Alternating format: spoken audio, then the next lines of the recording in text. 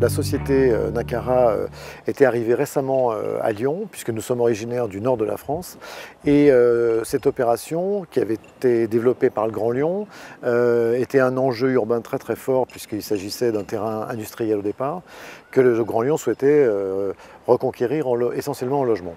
On a travaillé dans le cadre d'un cahier des charges qui était quand même très précis, puisque vous pouvez remarquer que l'ensemble des bâtiments sont à peu près tous sur le même gabarit, c'est-à-dire R+6, avec deux niveaux qui sont en attique, c'est-à-dire deux niveaux qui sont plus petits que les autres.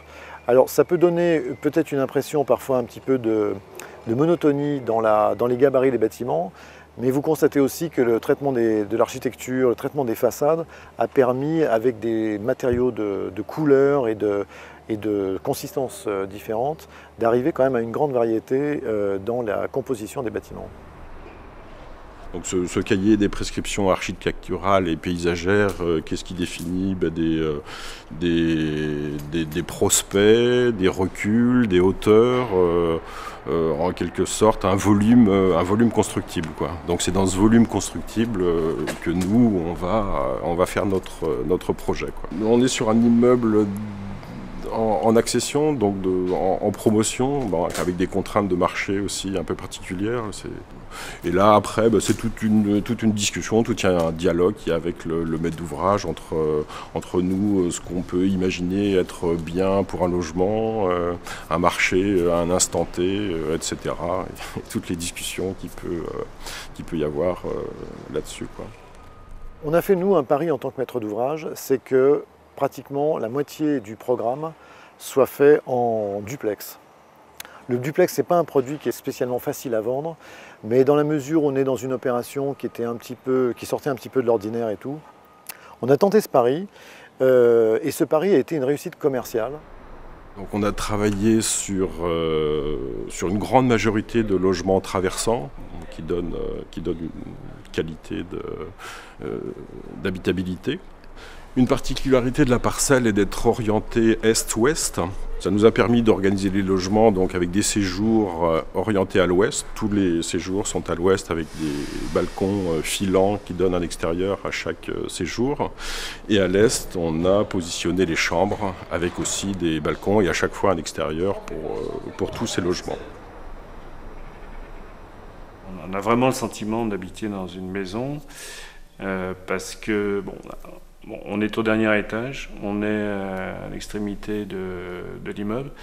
Donc les appartements étant traversants, en fait, on a du voisinage que sur une face sur 4. Et le fait qu'on ait un balcon tout autour donne un espace, même si c'est très réduit. Le fait d'être en duplex aussi avec un escalier fait qu'effectivement on a l'impression d'être dans une maison. On a trouvé en fait cet immeuble-là qui répondait à nos critères qui étaient relativement nombreux. Le premier, c'était effectivement donc d'être proche de la ville. Là, on était en plein cœur de la ville, donc évidemment, ça correspondait tout à fait.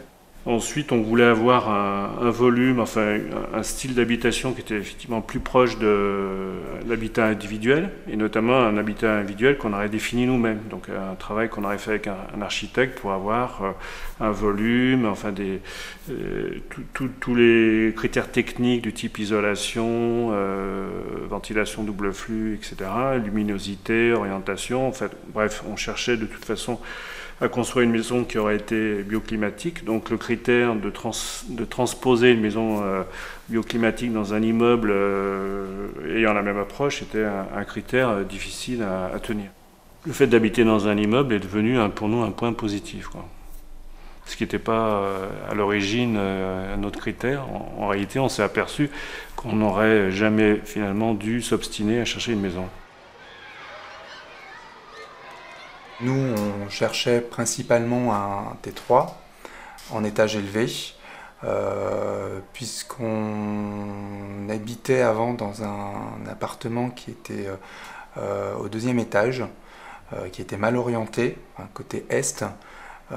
Donc nous, on privilégiait en fait l'exposition, l'étage élevé, et le duplex, c'était la cerise sur le gâteau.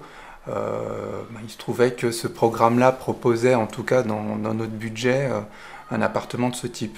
Donc une bonne exposition, plein ouest, même une double exposition avec un étage et surtout en dernier étage. En particularité, cette résidence, elle était atypique. Elle était atypique pour plein de raisons, par rapport à son architecture, par rapport au dernier étage, on a l'impression d'être sous les toits. Les balcons, ces panneaux occultants, la couleur aussi de la résidence.